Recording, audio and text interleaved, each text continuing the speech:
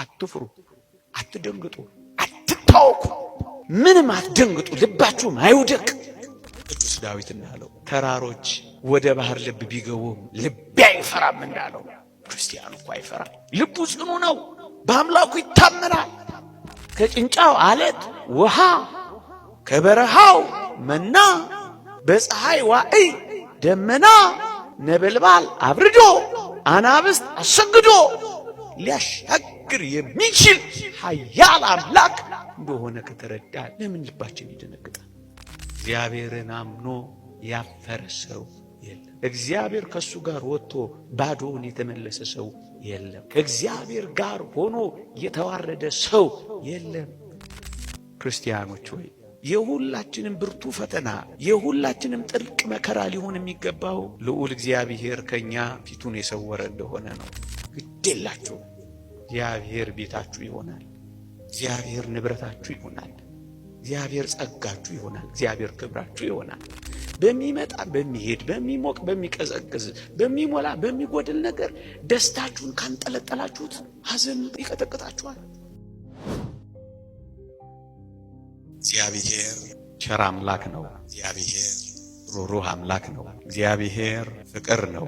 በዚህ በዕብራውያን መልእክት ምዕራፍ 6 ላይ እንዲህ ይላል፣ እግዚአብሔርን ስላገለገላችሁ ቅዱሳንንም ስለምታገለግሉ እግዚአብሔር ለስሙ ያሳያችሁትን ፍቅር ይረሳ ዘንድ አመፀኛ አይደለምና ይላል። ልብ በሉ፣ እግዚአብሔርን ያገለገላችሁትን ለስሙ ያሳያችሁትን ፍቅር የእግዚአብሔርን ሰዎች ቅዱሳንን ማገልገላችሁን እግዚአብሔር አይረሳም የሚል የሚያጽናና ቃል ነው ያለው። ኦርቶዶክሳውያን እግዚአብሔር ምን አይረሳም።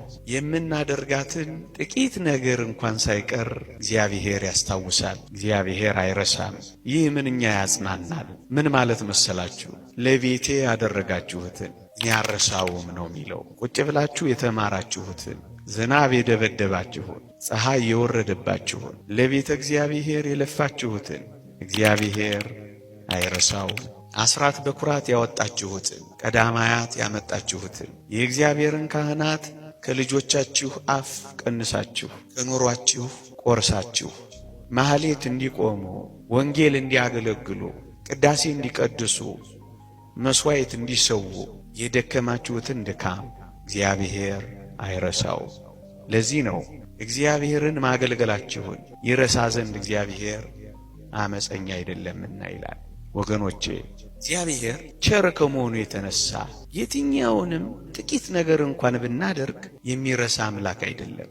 በማለዳ ለቅዳሴ የመጣችሁትን እግዚአብሔር ያስባል። እስከ ዛሬ የደከማችሁትን ድካም እግዚአብሔር ይለካዋል፣ እግዚአብሔር ይቆጥረዋል። በምድረ በዳ ዘር ባልተዘራበት ስፍራ እንደተከተልሽኝ አስቤያለሁና ይላል። በእኛ መካከል ደስ የሚያሰኝ ነገር ባታዩም እግዚአብሔርን እንደምታዩ አድርጋችሁ ቤተ ክርስቲያንን ስለወደዳችኋት እግዚአብሔር ያስባችኋል። ዓይናችሁ ደስ የማያሰኝ ጆሮአችሁ ደስ የማያሰኝ ነገር ቢሰማም ሃይማኖታችሁን አለመቀየራችሁን፣ ተስፋችሁን አለመጣላችሁን፣ ካንተ ሌላ ምን አለን ብላችሁ መሸሸጊያ ጥግ መሰማሪያ መስክ እግዚአብሔርን ስላደረጋችሁት ምድረ በዳ እንኳን ቢሆን እግዚአብሔር ይህንን መከተላችሁን ይህንን ማገልገላችሁን እግዚአብሔር አይረሳውም። ለዚህ ነው ስለ ስሙ ያሳያችሁትን ፍቅር ይረሳ ዘንድ እግዚአብሔር አመፀኛ አይደለም የሚለው። የትም እንሁን የት በምንም እንኑር በምን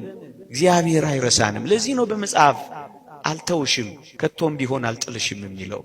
ወገኖቼ አብሬ እወጣለሁ እያለ እንዴት ይቀራል ብላችሁ ታስባላችሁ? እኔ ካንተ ጋር ነኝ እያለ እንዴት አድርጎ ይሸሻል ብላችሁ ትገምቱታላችሁ? እግዚአብሔር በቃሉ የታመነ ነው። እግዚአብሔር በኪዳኑ የጸና ነው። ይህንን የእግዚአብሔር ቃል እንመነው እንጂ ምን የሚለውን አይረሳንም የሚለውን እንኳን እኔና እናንተን ጠባ ለኪዳን መሸ ለቁርባን ባይገባን እንኳን የእግዚአብሔርን ቃል በፊቱ ተነጥፈን የምንሰማውን እግዚአብሔር ፍጥረትን እንኳን እንዴት እያስተዳደረ እግዚአብሔር ምድርን እንዴት እንዳረሳ እንኳን አታዩ? እንዴት ይረሳናል? እንዴት ይተወናል? ለዚህ ነው አረሳሽም ከቶም ቢሆን አልጥልሽም በእጄ መዳፍ ቀርጬሻለሁና የሚለው። ጭንካር የተበሳበትን እንዴት ይረሳል? ዋጋ የከፈለበትን እንዴት ችላ ይላል? ይህ ምንኛ የሚያጽናና ቃል ነው። ኦርቶዶክሳውያን ከዚህ ጋር አብሮ ነው የሚሄደው። እኔ ካንተ ጋር እሄዳለሁ አሳርፍህም አለው እኮ የሚለው ለዚህ ነው ወገኖቼ። የእግዚአብሔር ሰዎች ስንሆን እመኑኝ፣ እግዚአብሔር ብቻውን የተወው ሰው የለም። እግዚአብሔር ብቻውን የጣለው ሰው ከቶም ቢሆን በመጽሐፍ አላየንም፣ በአባቶቻችንም አልሰማንም። እኛ ነን ብቻችንን ይሆን እየመሰለን የተሸበር ነው። እኛ ነን ብቻችንን ይሆን እየመሰለን የደነገጥ ነው። እኛ ነን ምን ዱብዳ የደረሰብን እየመሰለን የታወክ ነው እንጂማ እግዚአብሔር ፍጥረቱን ረስቶ አያውቅም። እግዚአብሔር በረድኤት ከፍጥረቱ ርቆ አያውቅም ወገኖቼ። ለዚህ ነው እኔ ካንተ ጋር እሄዳለሁ የሚለው ሙሴ። በምድረ በዳ ነው የሚሄዱት። እስራኤል የሚሄዱበትን አያውቁም። ለብዙ ዘመናት በባርነት ተገዝተዋል። ጦርና የጦርን ስልት አያውቁም። ብዙዎቹ ሴቶችና ሕፃናት ናቸው። ብርቱ የሆኑ አማሌቃውያን ተዋጊዎች አሉ። የበረሃ ዋዕይ ስለሚኖሩባት ከተማ፣ ስለሚሰሯት ቤት፣ ስለ ውሃ ገብነቷ፣ ስለ ለምለምነቷ ብዙም አያውቁም። እነሱ በልባቸው ያደረው ባለፈው የነበረው ከርሞ የኖሩበት ግብጽ ብቻ ነበረ እና በጭንቀት ተውጠዋል። እግዚአብሔር የት እንደሚያደርሳቸው ሐሳብ ገብቷቸዋል። እና ሙሴ አንተ ካልወጣህማ እኛ እንወጣም አለው። ኦርቶዶክሳውያን የኔና የእናንተ ልመና የሚሆን የሚገባው ጌታ ሆይ አንተ ካልወጣህ ምን እናደርጋለን? አንተ አብረህን ካልሆንክ ምን እንሆናለን? ዓለም የሚከነበልብን፣ መከራው የሚጸናብን፣ ተራሮች በላያችን ላይ የሚደረመሱብን፣ አስጨናቂዎቻችን የሚበረቱብን አንተ እኮ ከኛ ጋር ከሌለህ ነው አንለው ወገኖቼ። ብዙ ጥቂት የሚሆንብን፣ የነካነው የሚደርቅብን፣ ተናግረን የማንሰማው፣ እግራችን ነክቶት የሚደርቀው እግዚአብሔር እኮ ከኛ ጋር ሳይኖር ሲቀር ነው። እግዚአብሔር ከኛ ጋር ከወጣ፣ እግዚአብሔር ከኛ ጋር ከሄደ ግን ወገኖቼ አይተናል በመጻሕፍት ባህሩን ተሻግረዋል፣ ኃያላንን ጥለዋል፣ ነገሥታትን አዋርደዋል፣ ብርቶችን ደካማ አድርገዋል፣ የኮሩትን አሳፍረዋል፣ የተገዳደሯቸውን ጥለዋል። ምክንያቱ እግዚአብሔር ከነሱ ጋር ወጥቷል። ኦርቶዶክሳውያን አሁን ሊኖረን የሚገባው ሐሳብ በዋናነት እግዚአብሔር ጋር ይወጣል። የሰራዊቱ ጌታ ከፊትና ከኋላ ከኛ ጋር ይሄዳል። ነበልባል የሚያበርድላቸው፣ ዋዕዩን የሚያሳልፋቸው፣ ዘር ባልተዘራበት ስፍራ መና የሚያወርድላቸው፣ እርሻ ባያርሱም ጎተራ ባይኮቱም እሱ ከነሱ ጋር ከወጣ በረሃው እርሻ ይሆናል፣ ወጀቡ ይቆማል፣ ማይበሉ ይቋረጣል፣ ኃያላን ይደክማሉ፣ ጦረኞች ይሸነፋሉ። ምክንያቱ አብሯቸው ወጥቷል። በእርግጠኝነት ኦርቶዶክሳውያን ምእመናን የትም እንሂድ፣ የት እንዴትም እንኑር፣ እንዴት በምንም ሁኔታ እንመላለስ፣ አንድ ነገር ግን እርግጠኛ እንሆን፣ እግዚአብሔር አብሯችን ይወጣል። እግዚአብሔር ከኛ ጋር ይሄዳል። የሚያሳስበን እሱ ነው ወገኖቼ። ዳዊትን ላስታውሳችሁ። ልጁ አቤሴሎም እያሳደደው፣ ሳኦል ጦር እየወረወረበት፣ ገዢው ራሱ ሳኦል ጨክኖ እያሳደደው፣ ዳዊት አንድ ነገር ብቻ ነው የሚለው። ምንድን ነበር የሚለው? አንተ ፊትህን ከእኔ ለምን ትሰውራለህ ነው። ክርስቲያኖች ሆይ የሁላችንም ብርቱ ፈተና፣ የሁላችንም ጥልቅ መከራ ሊሆን የሚገባው ልዑል እግዚአብሔር ከኛ ፊቱን የሰወረ እንደሆነ ነው። ከፊታችን ቀድሞ ከሄደ ግን እመኑኝ እንዳናዝን እንደሰት። ምክንያቱም እግዚአብሔር አብሮን አለ። እግዚአብሔር ከኛ ጋር አለ። እግዚአብሔር የመንገዳችን መሪ ነው። እግዚአብሔር የጦራችን መሪ ነው። እግዚአብሔር የጉልበታችን ኃይል ነው። እግዚአብሔር የእርሻችን ገበሬ ነው። እግዚአብሔር የቤታችን ምሰሶ ነው። ሁሉ ነገራችን ይሆናል አብሮን ከሄደ። እኔ ካንተ ጋር እሄዳለሁ ደግሞም አሳርፍሃለሁ። ጸሎታችን፣ ልመናችን ሁሉ በአንድ ነገር ላይ ማተኮር አለበት። እግዚአብሔር ከኛ ጋር ይወጣል። እግዚአብሔር ከኛ ጋር ይሄዳል። እግዚአብሔር አብሮን አለ። እሱ ነው የሚያስፈልግ። አብርሃም ታስታውሳላችሁ፣ ከቤቱ ሲወጣ ስለሚሄድበት ቦታ አያውቅም። ስለ መልክዓ ምድሩ አልጠየቀም። ስለ መስኩና ስለምታመርተው ምርት አልተመራመረም። ብቻ እግዚአብሔር ስላለ ዝም ብሎ ወጣ። ወገኖቼ አብርሃም ሲወጣ ባዶውን እኮ ነው የወጣው። አታስታውሱ? ባዶውን ነው የወጣው። ድንኳን እየተከለ ድንኳን እየነቀለ ከአንድም 3 ጊዜ ነው የተንከራተተው፣ ምንም ነገር ሳይኖረው። ግን አንድ ነገር እንዳትረሱ፣ እግዚአብሔር በመንገዱ ሁሉ አብሮት ነበር የሚሄደው። ስለዚህ ወገኖቼ ባዶውን ከቤቱ የወጣው ሰው፣ የሚሄድበትን እንኳን ያላወቀው ሰው፣ በባዕድ ምድር በእንግዳ ሀገር እንኳን ሳይቀር የተከበረና የተፈራ ነው ይሆን። እግዚአብሔር ከነሱ ጋር የሚሆንላቸው ሰዎች አስፈሪዎች ነው የሚሆኑት፣ ባለ ግርማዎች ነው የሚሆኑት። ወገኖቼ አታስታውሱ? ደሃና ምስኪን ሆኖ የጀመረው አብርሃም በማያውቀው ምድር እጅግ ባለጸጋ ሆኖ ነው የተመለሰው። በወርቅ በብር በከብት መንጋ እግዚአብሔር ባረከው ይላል። ምክንያቱም እግዚአብሔር አብሮታል። ወገኖቼ ቀኑን ሙሉ እግዚአብሔርን በመፍራት ከኖራችሁ አባ እንጦንስ እንደመከረው የትም ሁን የት ማንም ሁን ማን ቀኑን ሙሉ እግዚአብሔርን በመፍራት ኑሩ እንዳለው እግዚአብሔርን የመንገዳችሁ መጀመሪያ እግዚአብሔርን ጥላ ጋሻ ካደረጋችሁ እመኑኝ ምንም ባይኖራችሁ እግዚአብሔር ያኖራችሁ። አሁን እኮ ብርቱ ሐዘን የሚገባል ልባችን ስብር የሚለው አንዳንዶቻችንን ክትክት የምንለው ይህንን እግዚአብሔር በእውነት አብሮን እንዳለ ስለምንዘነጋል። አብርሃምን ይሁት ባዶ ሆኖ የወጣው በጣም ይደንቃል።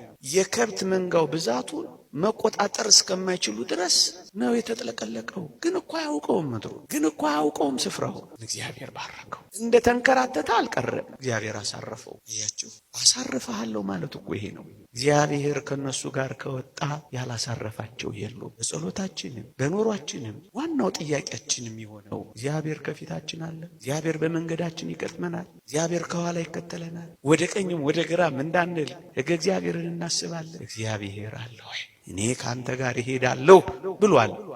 ይሄንን ማሰብ ይሄንን ማመን አለብን ምእመናን። ይኸው አብርሃምን ይሁን ቃል ኪዳን ገብቶለት እንደ ሰማይ ከዋክብት ደግሞም እንደ ምድር አሸዋ አበዛሃለሁ ብሎት አንድም ልጅ ሳያገኝ 99 ዓመት ኖረ።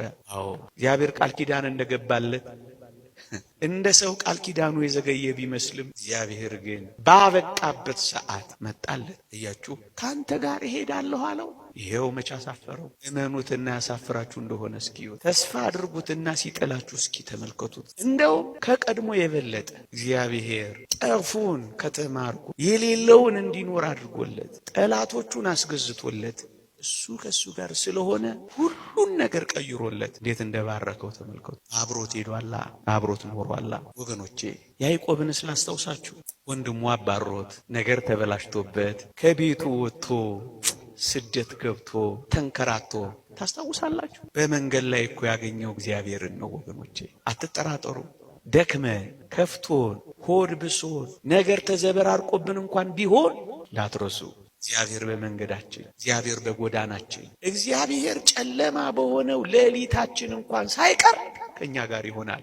ቅዱስ ያዕቆብ በራእዮችና በመገለጦች የታጀበው እንዲህ ባሉ የመከራ ጊዜያት እኮ ነው። እንዲህ ያሉ በፈተና ጊዜያት እኮ ነው ወገኖቼ። እንዲህ ያሉ የመከራ እንዲህ ያሉ የፈተና እንዲህ ያሉ የጭንቅ ጊዜያት እመኑኝ የበለጠ እግዚአብሔርን ማወቂያ የበለጠ የእግዚአብሔርን መለኮታዊ ጥበቃ የበለጠ እግዚአብሔር ለኛ ምን ያህል ቅርብ እንደሆነ ማረጋገጫ ጊዜያት ነው የሚሆኑት። ያዕቆብን ተመልከቱ። ብቻውን በሆነበት በዚያ ሌሊት ከወገኖቹ በወጣበት ቤት አልባ በሆነበት በስደት በሚንከራተትበት ጊዜ ነው እግዚአብሔር ብቻውን ያገኘው። ወገኖቼ ይህን አምላክ ብቻችሁን የምታገኙበት ዘመንና ሌሊት እንደሚሆን ታውቃላችሁ። ጣዕሙን የምትቀምሱ በፈተናዎች መካከል እንዳሻገረን በመከራዎች መካከል እንደደረሰልን እንዲህ ባሉ ሌሊቶች ብርሃን እንደፈነጠቀልን የምናይበት የእግዚአብሔርን ሥራ የምናጣጥምበት ሌሊት እንዲሆና የያዕቆብ ሌሊት ያድርግላችሁ ትባባሉ።